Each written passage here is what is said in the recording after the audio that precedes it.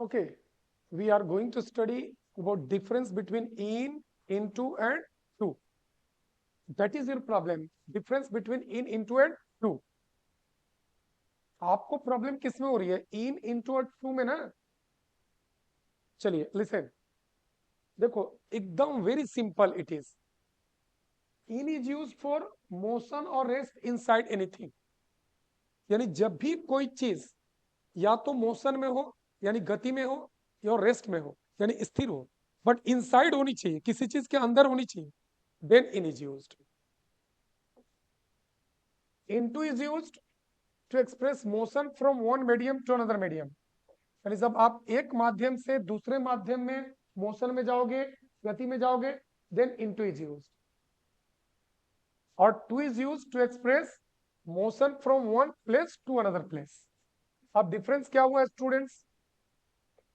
किसी चीज के अंदर अगर कोई गति में हो या स्थिर हो तो उसके लिए इन का यूज करेंगे, प्रोवाइडेड बशर्ते वो अंदर होना चाहिए. दैट्स व्हाई आई टोल्ड, इसलिए हमने कहा in is used for motion और rest inside anything.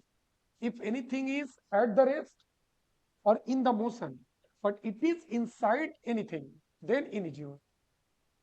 Into is used to express motion from one medium to another medium.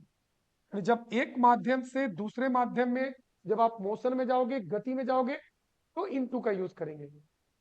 और to is use to express motion from one place to another place.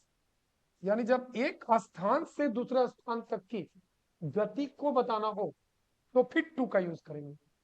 मतलब अगर वो किसी चीज के अंदर हो, गति में हो या स्थिर हो, इनका यूज करेंगे.